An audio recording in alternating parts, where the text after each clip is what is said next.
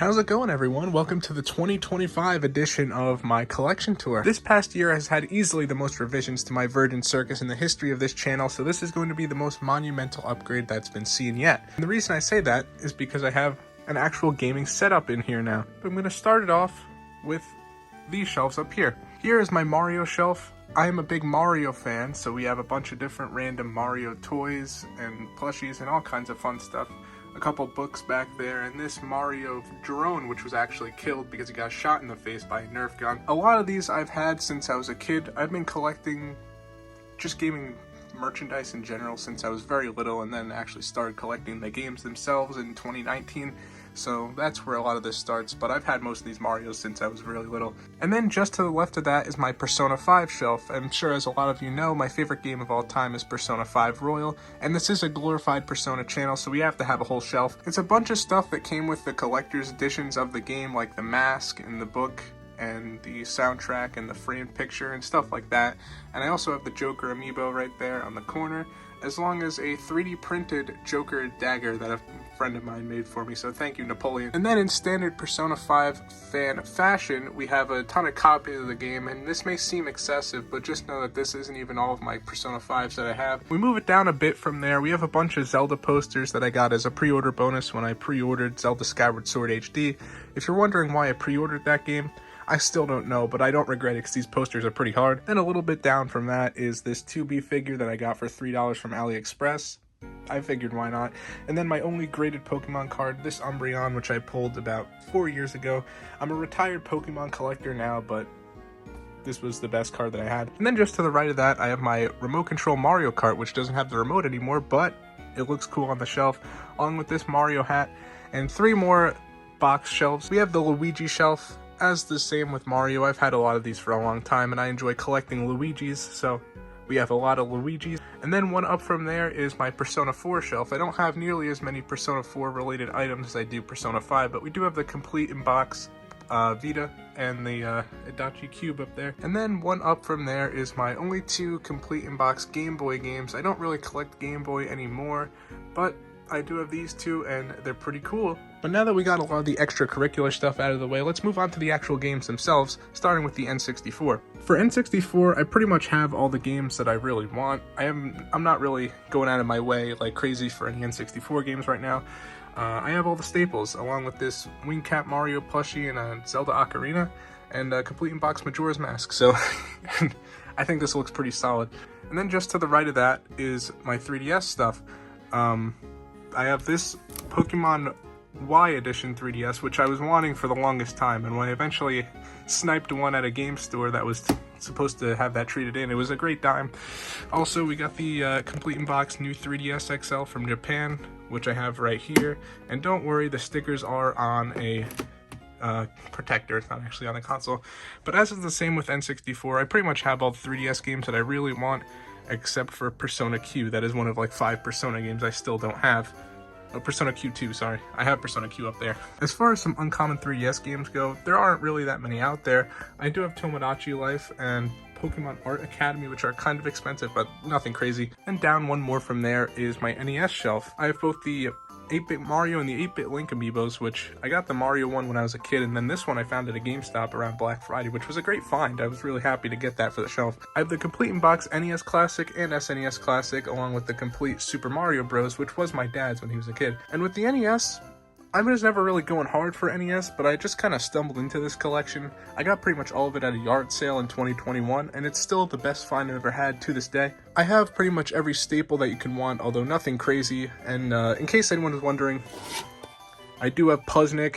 But that's enough for this shelf. There's nothing else left to talk about, so let's move on to the DS shelf. And for those of you that don't know, the DS is my favorite console to collect for. This is also, by a pretty decent margin, I believe, my most expensive specific console collection. If I go through the list, I pretty much have all killer, no filler, which is my goal for the DS collection. These are all good games that I either have played or want to play in the future. And I would say my favorite achievement in the entire collection is the amount of DS Pokemon games I have.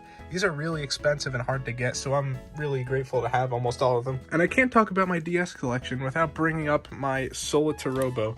This is a $200-ish cartridge that I found at a GameStop for $60 a couple years ago, and is one of the most expensive things in my collection in general. And my two DSi XLs, this one was the one I had when I was a kid, and it's broken, but of course we have the replacement. Going down one, we have the Switch collection, which has a couple new editions since the last time I talked about it. I got the NES World Championship edition collector thing now. And for the Switch, I have pretty much all of the essentials, all the good games, and I also collected a lot of indie games on the Switch for whatever reason a couple years ago, and some more Persona 5s. I pretty much got everything that I want for the Switch right now. I also got my only Game Boy right there, a Game Boy Advance that I've had since I was a kid, as well as these two Mario amiibos and my AliExpress Hollow Knight figure. But down one more from that is my Gamecube collection. This is where a lot of my most expensive games come from. Pokemon Coliseum, Pokemon XD, and Skies of Arcadia Legends, just to name a few. We also got the Nintendo GameCube complete in box with the Super Mario Sunshine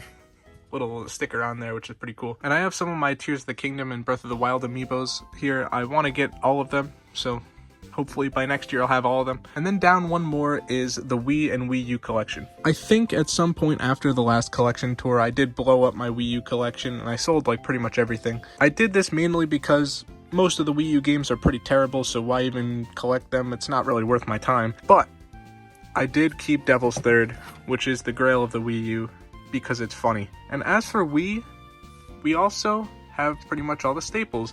I've gotten to the point in my collecting journey where I have pretty much all of the staple games that you'd expect someone to have in their collection, so at this point I'm just kind of filling everything out. Actually, I thought of something fun to say. Since the last time I talked about the Wii collection, we have gotten Rhythm Heaven Fever, which is like the grail of the Wii, pretty much. I believe in my last game hunting video, I showed that I found Rhythm Heaven Fever sealed at the flea market for $3, which was absolutely insane. And then that brings us to the left, which is my PlayStation, Xbox 360-ish shelf. Up top is the PS2. Since last year, I think I've gotten a couple more PS2 games, but as is the case with all of my collection at this point, it's all killer, no filler. I don't have like a ton of expensive games yet. I do have the Persona 3 Collector's Edition from the PS2, as well as Silent Hill 2, which are both very solid titles, and as it falls on the... But down one from the PS2 is the Xbox 360 shelf. I believe the last time I talked about my collection, I had a ton more Xbox 360 games, and I ended up getting rid of a lot of them, mainly to conserve space. As I get more stuff, I need more space, and it just so happened that the Xbox 360 was what I decided to get rid of for space. My collection in general has always been a revolving door of random games coming in and out, and it just so happened that Xbox 360 was out this year. But we still do have some good ones, like I have a few of the Spider-Man games. At one point I did have all of them, but not anymore. One thing I did that got rid of a lot of my 360 collection as well was I stopped collecting games that didn't have manuals. Not because I necessarily care that much, it's more of just another rule to add so I don't buy too much stuff. But down one from the Xbox 360 is a couple more oddities. We got Wolf Among Us and Marvel vs. Capcom 3, and a couple sealed games like Bioshock Rapture Collection and Arkham Asylum and stuff like that, but nothing crazy. And then the PS3 collection. As of last year, I don't think I was collecting PS3, and the reason I do now is kind of odd. For the longest time, my gamer setup was in the basement, and recently I moved it up to my room. And because the basement is kind of like the party area, I wanted to leave all my party consoles down there.